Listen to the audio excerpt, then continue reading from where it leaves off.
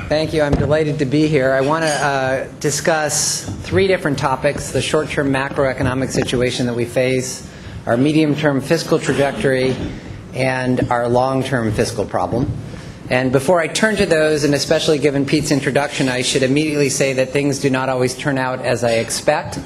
As one small example of that, after having been quickly confirmed by the United States Senate and assembling a top-notch staff at OMB in record time, I almost lit the White House on fire for the first time since the War of 1812 during my first weekend in office.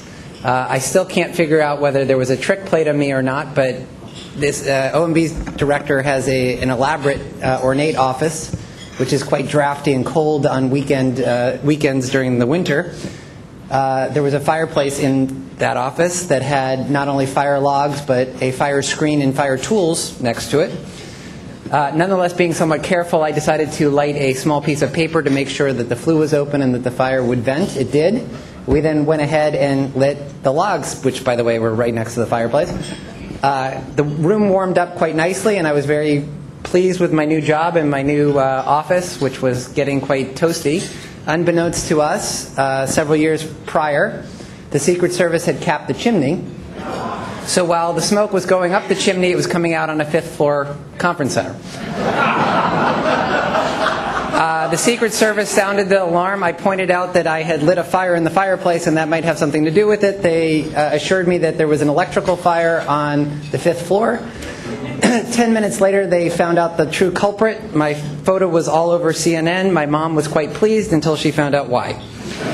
So let me just make sure you take appropriate caveats that suffice it to say I did not light any more fires in that fireplace. A few quick comments about the short-term macroeconomic situation we face to begin. There are some positive signs in the economy. Exports are growing rapidly. Equipment and software investment, that is investment in short-lived assets like computers and software, are booming at double-digit rates over each of the past 4 quarters. And corporate profits have rebounded, also suggesting health in the economy. However, several factors suggest that at least for the next 12 to 24 months, one should expect quite sluggish economic activity. The first factor is simply what we've been through, which would qualify as trauma under any definition of the term. The figures I like to use are to examine total private sector borrowing, which amounted to just under 30% of GDP in 2007. In 2009, they had fallen to something more like minus 15% of GDP. A 45% of GDP implosion in private sector borrowing would count as trauma under any definition of the term. And the history of recoveries from downturns that are caused by problems in the financial sector, as opposed to monetary policy trying to wring inflation out of the economy, suggests that it takes a while and the economy and economic activity tends to be sluggish. For example, the most recent paper that examined recoveries following financial sector crises like the one that we have experienced suggests that the unemployment rate remains elevated for the full decade following the onset of the crisis, with an average increase in the unemployment rate of 5 percentage points. That housing prices remain, on average, for that full decade, 15 to 20% lower than immediately before the crisis. And a topic I will return to in a moment, that government debt as a share of GDP rises by an average of 90% for the decade following the crisis relative to immediately before. In addition to that general overlay, 3 factors in particular that had been wind at our backs during the first half of this year are reversing and will be no longer wind at our backs during the first half of next year. In particular, the inventory cycle. As the economy picks up, firms naturally restock. That was adding 2 to 2.5 percentage points to economic growth during the first half of this year. By the third quarter, it was down to 1 to 1.5%. And by the end of this year and into early next year, it'll be much closer to 0. Second, the Recovery Act, which by design was supposed to pack its biggest punch during 2009 and early 2010. I would point out there was a lot of skepticism when the Recovery Act was first enacted, that 70% of the funds would go out the door by the end of the fiscal year that just ended. That indeed was achieved, but that also means that the impetus from the Recovery Act is fading, and so the impetus to growth is declining. And then finally, state and local deficits, which even apart from pension accounting questions amount to $100 to $150 billion both this year and next year, a larger share of which will have to be closed by spending cuts and tax increases because a smaller share will be offset by federal subsidies, is a further drain on economic activity over the next 12 months or so. Why does this all matter? In order for the unemployment rate to decline by a percentage point, you need economic growth of roughly 4.5% for a year. We are exceedingly unlikely to achieve that kind of growth over the next 12 months. The result will be a continued elevated level of unemployment. And the risk at this point is that that unemployment can become a permanent problem, as occurred in Europe during the 1980s, if people become discouraged and effectively give up their attachment to the workforce. We already have more than 3% of the workforce who has been unemployed for more than a half a year. More than 1 million workers who are discouraged. They've just given up looking for a job because they don't think that they can find one.